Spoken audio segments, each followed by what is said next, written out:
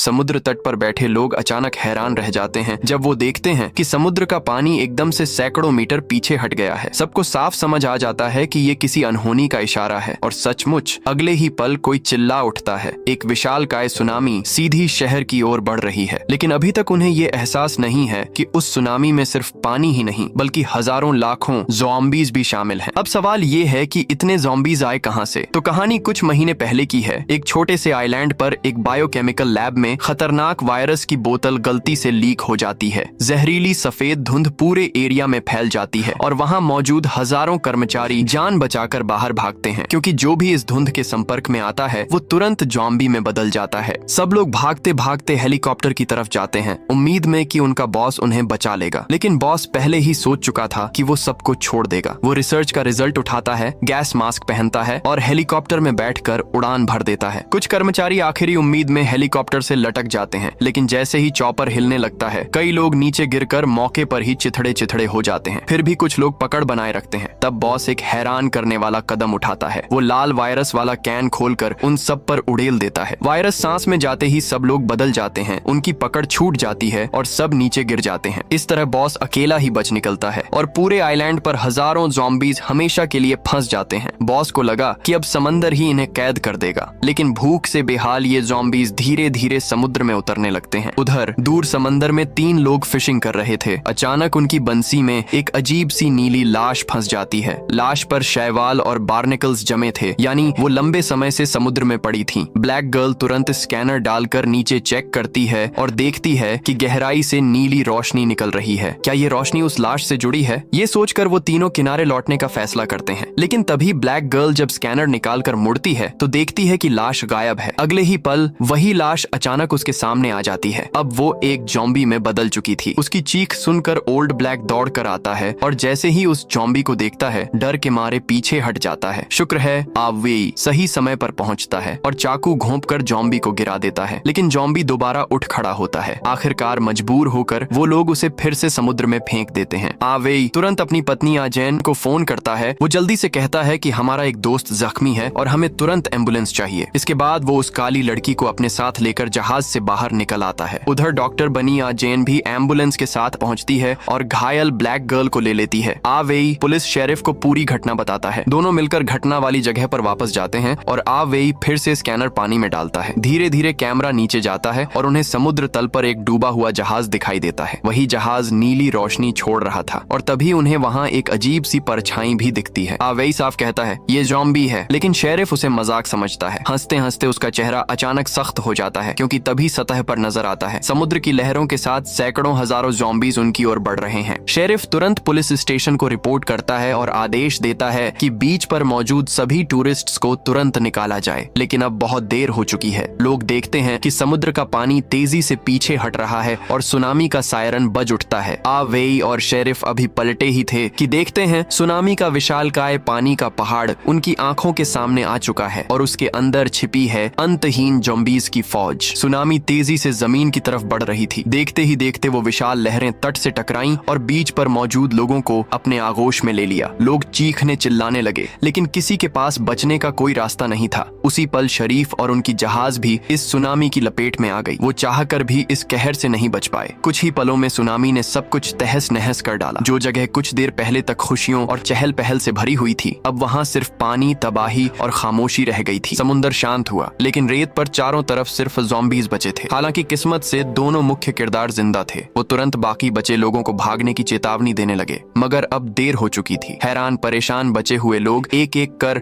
Zombies के चंगुल में फंसते गए। जिन्हें काटा गया वो भी तुरंत उसी टोली का हिस्सा बन गए। ज़ॉम्बीज की भीड़ बढ़ती देख दोनों वहां से निकल भागे और गाड़ी उठाकर पुलिस स्टेशन की तरफ निकल गए। उधर अस्पताल का नजारा और भी डरावना था। सबसे पहले जिसे काटा गया था वो काली लड़की अब पूरी तरह ज़ॉम्बी बन चुकी थी। उसने तुरंत बगल में बैठे बूढ़े आदमी पर हमला कर दिया। शुक्र है कि नर्स समय पर आ गई। उसने अपनी जान कुर्बान करके बूढ़े को बचने का मौका दिया। उसी वक्त अजन लड़की अभी तक ये सब नहीं जानती थी। जैसे ही वो हॉस्पिटल के हॉल में पहुंची, सामने ही उसने उस बदली हुई काली लड़की को अपने साथी का मांस नोचते देखा। अजन घबराकर तुरंत भागी। आखिरी पल पर कमरे में छुपे बूढ़े ने दरवाजा खोलकर उसे अंदर खींच लिया और उसकी जान बचा ली। लेकिन अब दोनों अंदर ही ज़ॉम्बीज से घिर चुके थे। कंप्यूटर से उसने पता लगाया कि समुद्र में डूबी जो जहाज मिली थी वो असल में एक फार्मा कंपनी की थी और ये जहाज 2.5 साल से लापता थी, यानी इन जॉम्बीज के पीछे उस कंपनी का हाथ हो सकता है। इधर पुलिस स्टेशन के दरवाजे पर जॉम्बीज की भीड़ लगातार बढ़ रही थी। शीशे टूट चुके थे, अब भागना ही एक रास्ता बचा था। दोनों सीधा पहुंचे आर्मरी रूम यानी हथियारों का गोदाम, जहां लोकल गैंग से जब्त किए गए ढेरों हथियार रखे थे। एक छोटी फौज को तैयार करने भर का जखीरा। दोनों ने हथियार उठाए, उस बंधे हुए गद्दार आदमी की परवाह नहीं की और शील्ड पकड़े बाहर निकल भागे। सामने जॉम्बीज की भीड़ देखकर चाकू भाई ने बिना टाइम गंवाए रॉकेट लॉन्चर निकाला और धमाका कर दिया। पूरा झुंड हवा में उड़ गया। सारे जॉम्बी मारे जा चुके थे, लेकिन असली डर अब शुरू हुआ। समंदर में से एक और नई लहर उठी और उसमें छुपे थे हजारों नए जॉम्बीज। इन्हें मारना नामुमकिन था। दोनों के चेहरे पर अब सिर्फ एक ही चिंता थी, अपने परिवार को ढूंढना और बचाना। उधर जैसे ही वो दोनों वहां से गए, पीछे बंधा गद्दार चुपके से चाबी उठा भाग निकला, लेकिन भाग्य ने भी उसे सबक सिखाया। उसकी ही जॉम्बी बनी गर्लफ्रेंड दरवाजे पर आ खड़ी हुई और देखते ही देखते वहीं उसे मार गई। गोदाम में अवेई की बेटी अपने घायल बॉयफ्रेंड कुणकुण के साथ बदहवासी में भाग रही थी। पीछे जॉम्बीज लगे थे। तभी उन्होंने आगे एक कार में बैठे आदमी को देखा जो म्यूजिक सुन रहा था। लड़की ने तुरंत मदद मांगी। वो आदमी बड़ा जोशीला निकला, दोनों को गाड़ी में बिठाया और खुद हीरो बनने की कोशिश करने लगा। पर नतीजा वही निकला जो निकलना था। जॉम्बीज ने उसे वहीं खत्म कर दिया। लड़की ने तुरंत गाड़ी स्टार्ट करने की कोशिश की, मगर इंजन बार बार फेल हो रहा था। अपने प्यार को बचाने के लिए कुणकुण ने खुद को बलिदान करने का फैसला लिया। वो गिटार लेकर गाड़ी की छत पर चढ़ गया और वो धुन बजाने लगा जिसे उसने 2.5 साल से सीखा था। और सच में पूरा जॉम्बी झुंड उसकी तरफ खींच गया। सारे जॉम्बी उस रहस्यमयी म्यूजिक की तरफ खींच गए थे। इसी मौके का फायदा उठाकर सुनहरी बालों वाली लड़की पुलिस अफसर डॉन सर से जा मिली। डॉन सर की कवर फायरिंग में वो सकुशल बच निकली, लेकिन तभी बेचारा कुनकुन अपने फैन छोटे ब्लैक की दीवानगी का शिकार हो गया। मजाक नहीं, इस बार कुनकुन ने सच्चे हीरो वाली हिम्मत दिखाई। कार में बैठते ही गोल्डन हेयर गर्ल ने डॉन सर को बताया कि उसकी माँ डामी अभी भी हॉस्पिटल में फंसी हुई है। तीनों फौरन गाड़ी मोड़कर हॉस्पिटल पहुंचे, लेकिन हॉस्पिटल के गेट पर पहले ही हजारों ज़ॉम्बी घेर चुके थे। डॉन सर ने मोर्चा संभाला और सबको अंदर पहुंचाया। दरवाजा बंद करके ज़ॉम्बियों को बाहर रोक दिया। अजीब ये था कि हॉस्पिटल के कॉरिडोर में एक भी ज़ॉम्बी नहीं मिला। गोल्डन हेयर गर्ल ने फोन उठाकर माँ से बात करने की कोशिश की, लेकिन उस आवाज ने जॉम्बियों को खींच लिया। डॉन सर और कुनकुन को तुरंत फाइट करनी पड़ी। जॉम्बियों की भीड़ बहुत ज्यादा थी। डॉन सर ने झट से पास पड़ी हाई वोल्टेज केबल पकड़ी और सीधे जॉम्बी पर गाड़ दी। तभी चिंगारियां उड़ी और पूरे झुंड के झुंड जॉम्बी वहीं ढेर हो गए। उधर कमरे में फोन पर बात कर रही गोल्डन हेयर गर्ल पर भी अचानक एक जॉम्बी टूट पड़ा। उसने तुरंत पास पड़ी चाकू उठा ली और वार कर दिया। आवाज सुनकर डामी और छोटा ब्लैक भी वहां पहुंच गए और आखिरकार माँ बेटी और कुनकुन सब फिर से मिल गए। दूसरी ओर पुलिस अफसर की बेटी यानी कर्ली हेयर गर्ल जॉम्बियों से भागते भागते एक बड़े से मैंशन तक जा पहुंची। वो जान बचाने के लिए चिल्लाई, दरवाजा खोलो प्लीज। अंदर मौजूद शख्स साइंटिस्ट जॉम्बी लॉर्ड ने चेक किया कि लड़की को काटा तो नहीं गया है, फिर गेट खोला। लेकिन अजीब ये था कि उसके कमरे के अंदर एक जॉम्बी को बांध कर रखा गया था। इधर हॉस्पिटल में सब मिल चुके थे। उधर कर्ली हेयर गर्ल ने उसी मैंशन से वॉकी टॉकी पर अपने पापा को मैसेज भेज दिया। डॉन सर तुरंत गाड़ी लेकर वहां पहुंच गए। अब सब सर्वाइवर्स एक साथ हो गए थे। डॉन सर वायरलेस से मदद मांगने ही वाले थे कि तभी बंधा हुआ जॉम्बी अपनी जंजीरें तोड़कर भाग निकला। हालात समझे बिना डॉन सर हथियार लेकर लैब में दाखिल हुए, लेकिन जॉम्बी अचानक पीछे से उन पर झपट पड़ा और उनके हाथ पर काट लिया। बाहर खड़े सब लोग शोर सुनकर दौड़े और देखा कि जॉम्बी अब सीढ़ियां चढ़कर ऊपर आ चुका है। जगह बहुत तंग थी, सबको समझ नहीं आ रहा था क्या करें। इसी बीच जॉम्बी लॉर्ड ने अपना इलेक्ट्रिक शॉकर निकाला और जॉम्बी को जोर का झटका दे मारा। जॉम्बी वहीं बेहोश गिर पड़ा। बातचीत में पता चला कि जॉम्बी लॉर्ड दरअसल साइंटिस्ट है और यही जॉम्बी उसका एक्सपेरिमेंटल गिनी पिग था। उसने साबित किया कि इलेक्ट्रिक शॉक जॉम्बियों का ब्रेन फटाफट खत्म कर सकता है। डॉन सर को याद आया कि उन्होंने हॉस्पिटल में भी करंट से जॉम्बी मारे थे, तो उन्होंने तुरंत अपने फेवरेट हथियार पर इलेक्ट्रिक शॉकर अटैच कर लिया। आखिरकार सबने मिलकर एक बड़ी प्लानिंग बनाई। समुद्र के अंदर पड़े पुराने जहाज को विस्फोट से उड़ाना है और हाई वोल्टेज करंट के जरिए सारे जॉम्बियों को खत्म करना है। और फिर काम शुरू हो गया।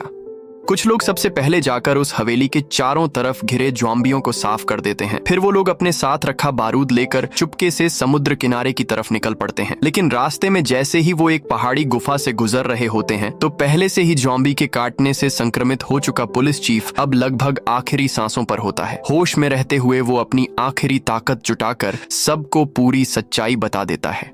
असल में 2.5 साल पहले एक दवा कंपनी इस छोटे से कस्बे में आई थी। वो लोग एक ऐसी दवा बनाने की कोशिश कर रहे थे जिससे इंसान बूढ़ा न हो, लेकिन उनकी रिसर्च पूरी तरह फेल हो गई। अपनी इस नाकामयाबी के सबूत मिटाने के लिए कंपनी ने दिखावे में तो ये कहा कि सभी स्टाफ और टेस्ट सब्जेक्ट्स को दूसरी जगह भेजा जाएगा, मगर बीच रास्ते में ही उन्होंने उस जहाज को आग लगाकर डुबो दिया जिसमें सारे प्रयोग किए गए लोग और कर्मचारी मौजूद थे। पुलिस चीफ को इस पूरे मामले की जानकारी थी, लेकिन उसने कंपनी से रिश्वत लेकर ये राज छुपा लिया था। वो ये सब बता ही रहा था कि अचानक पीछे से ज़ॉम्बियों का झुंड उन पर टूट पड़ा। अब पुलिस चीफ जानता था कि उसका बचना नामुमकिन है, इसलिए उसने अपने पास रखी आखिरी ग्रेनेड निकाली और ज़ॉम्बियों के साथ ही खुद को भी उड़ा दिया। बाकी लोग किसी तरह समुद्र तक पहुंचने में कामयाब हो जाते हैं। अब सब अलग अलग दिशा में बढ़ जाते हैं। दादा ताओ और उसका परिवार इस प्लान में लगते हैं कि जमीन पर बचे सारे ज़ॉम्बियों को बिजली से खत्म किया जाए, जबकि सांप बिल्ली और छोटा काला उस डूबे जहाज को पूरी तरह उड़ाने निकलते हैं। दादा ताओ ने हाई वोल्टेज की तारें एक बड़े पानी के टैंक में डाल दी। फिर वो अपने ट्राई साइकिल पर तेज संगीत बजाते हुए निकल पड़ा ताकि सारे ज़ॉम्बी उसकी तरफ खींचे चले आए। जैसे ही हजारों ज़ॉम्बी उस पानी के टैंक में घुसे, सुनहरे बालों वाली लड़की ने तुरंत लीवर खींच दिया